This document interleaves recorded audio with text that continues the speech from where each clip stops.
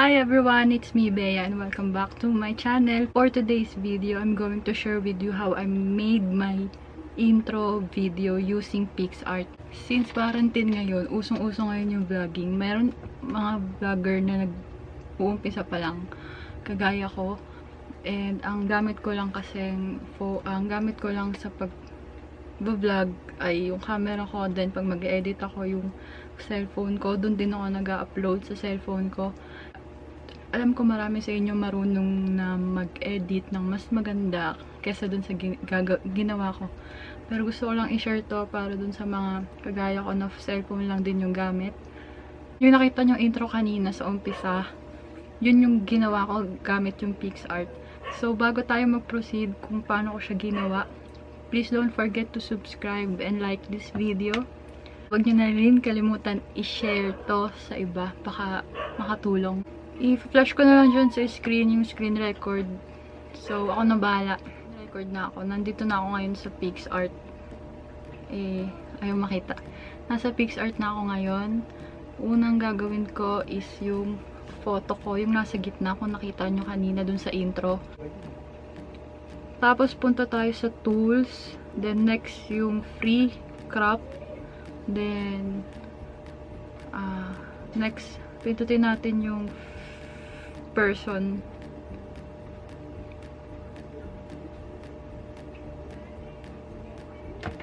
Yan, and then next.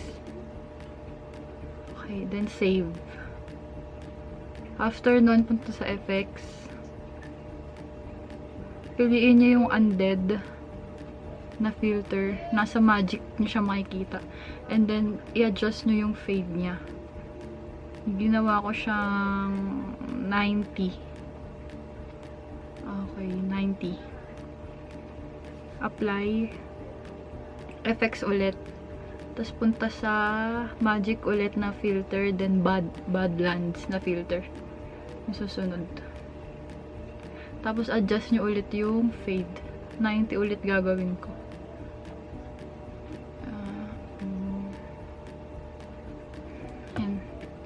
Then, apply. Next. Tapos, save nyo na siya. Okay, nakasave na yun sa photos and gallery nyo. Bulol-bulol. Next nun, punta naman na tayo sa drawings. Dito yun sa baba. Pink. Then, dito, piliin nyo yung full HD. Syempre, ayan. Ganyan. Then, after nun, pili kayo ng kung anong gusto nyo background. Ito, try natin to.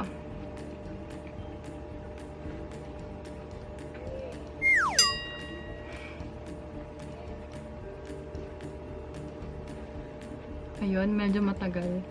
And, after nun, huwag nyo kakalimutan hindi i-click itong record button sa taas.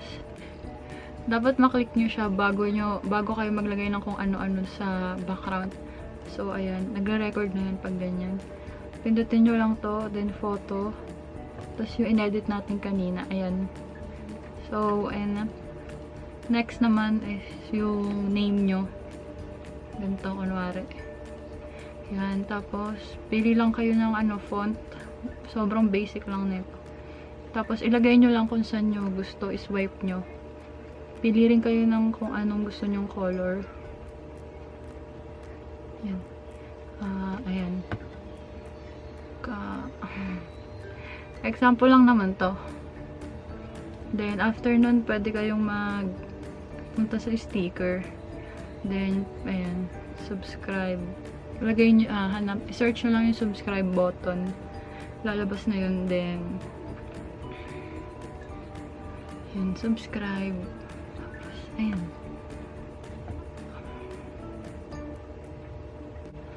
Ayan, gaya na ito. Ayan, example lang naman tong ginagawa ko. So, kayo nang bahala. Okay, then after nun, pindutin nyo ulit yung record button. Then, export video. Tapos, ayun na. Diba? Super basic lang. Kayo nang bahala kung anong gusto nyo design na ilagay. And then, after nun, done. And then, go to photos. masisave na yun. Yun, ganun lang kadali yung ginawa kong intro. So, please wag nyo i-judge yung gawa ko. Dahil super basic, easy, and simple lang yan. Kasi, ayun. At saka, bahala na kayong gumawa or maghanap or maglagay ng design na gusto nyo. Marami naman pagpipilian doon pagdating dun sa sticker. Yung sa background music naman, kaya ako siya nailagay. At saka kung mapapansin nyo pala, nagbiblink-blink yung intro. Kasi ang ginawa ko kaya nagbiblink-blink yun at saka kaya may sounds na, background music dahil inedit ko na siya sa ibang app, video editor app. Inedit ko na siya doon, tapos nilagyan ko na siya doon ng sounds. Tapos pagkalagay ko nung first clip, naglagay ulit ako ng clip na same nung inedit ko. Kung ano yung inedit kong intro, nilagay ko dun sa first, second, third, fourth, apat ata yun, kaya nagbi-blink-blink siya. Ganun. Super dali at super bilis nyo lang talaga gawin, as in. Huwag nyo nang kalimutan i-share tong video para makatulong sa mga beginner na kagaya ko. So, ayun lang for today's video, guys. Sana may natutunan kayo. And don't forget to like and subscribe this video for more vlogs and more how-to videos. Thank you!